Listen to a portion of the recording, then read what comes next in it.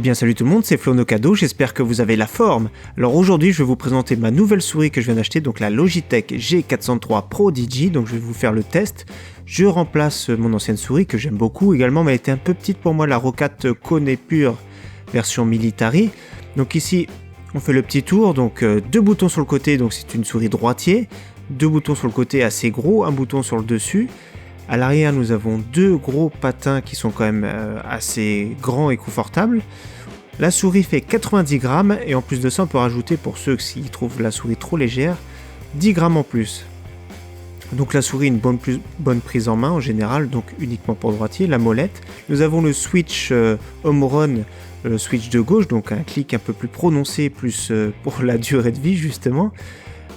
Une bonne prise en main, donc le capteur très important pour ça que j'ai choisi, c'est le PixArt PMW 3366, c'est un des meilleurs au monde, un des deux meilleurs au monde. Alors j'ai 12 000 dpi pour information, donc moi je vais surtout pas monter à 12 000 dpi, 1000 ça me conviendra suffisamment. Donc j'avais hésité beaucoup avec la Razer, mais la Death Adder version Elite, alors celle-ci qui a une meilleure ergonomie, je pense qu'elle a une meilleure prise en main. Meilleur capteur ou plus ou moins équivalent, mais là elle était pas trop disponible, donc j'ai hésité. Je me suis plongé plus parce que j'ai vu des tests sur cette Logitech. Les tests en général étaient vraiment très très bons. Il existe également une version sans fil, mais j'ai préféré quand même la version filaire parce qu'il y a quand même des inconvénients sur le sans fil, donc pas au niveau de la réactivité, mais c'est plus au niveau du capteur. Non, je dis des bêtises. Au niveau de rechargement de batterie qui va être plus pénalisant, mais sinon le capteur plus ou moins il réagit pareil. Le fil justement qui est tressé ici sur cette version, un fil qui est quand même assez souple, donc c'est pas raide, donc on ne sera pas trop dérangé. Donc voilà, alors ce qu'il faut savoir c'est que j'ai eu beaucoup de souris, j'ai eu notamment la G502 de Logitech, donc qui a exactement le même capteur. Cette souris là qui est un petit peu plus lourde, un petit peu plus travaillée, il y a plus de boutons, mais c'est surtout le bouton sur le pouce qui m'a dérangé, c'est pour ça que je l'avais revendu justement, celle-ci j'avais pas trop apprécié, mais le capteur ça reste le même, ça reste un excellent capteur. Donc au niveau du pilote, j'ai eu un petit souci pour l'installer, donc j'ai changé juste de port USB pour pouvoir l'installer. Très simple, donc on peut configurer donc l'éclairage RGB 16 millions de couleurs, donc on peut le configurer. On peut configurer tous ces boutons, donc moi j'aime bien configurer mes accessoires. La masse de 10 grammes, comme je vous ai dit, je l'ai retirée.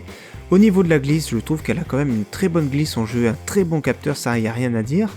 La prise en main est vraiment bonne, je dirais pas excellente, mais elle est vraiment bonne. Je vais vous mettre ma main qui fait à peu près 19 cm, donc je vais vous mettre en photo ma main pour voir ce que ça donne. Pour moi je trouve que la prise en main est bonne.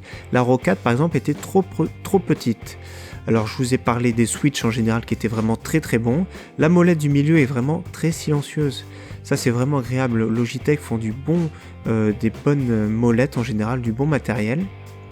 J'ai pas parlé du prix qui peut fâcher, donc le prix conseillé 69 €. 69 €, on peut trouver régulièrement des promotions, donc récemment il y a eu moins 30% sur la boutique Logitech, ça vaut vraiment le coup.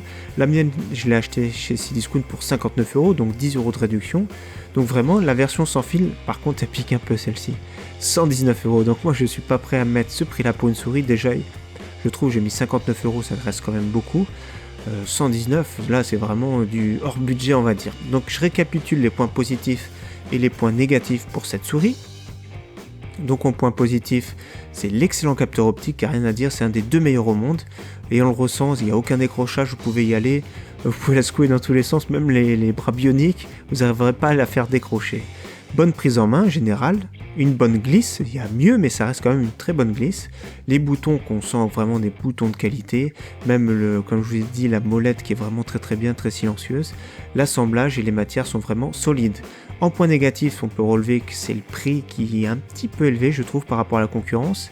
Même si ça reste une très bonne souris, elle est assez simple dans sa conception et uniquement droitier en point négatif. Donc au final, ça reste une souris qui est vraiment assez simple, c'est vraiment ce que je recherchais. Je voulais du simple, mais voilà, elle est super efficace. En note, je mets 8,5 sur 10. Merci d'avoir suivi cette vidéo, en tout cas j'espère que ça vous aura plu et j'espère vous revoir très bientôt sur ma chaîne. Merci à tous, ciao bye.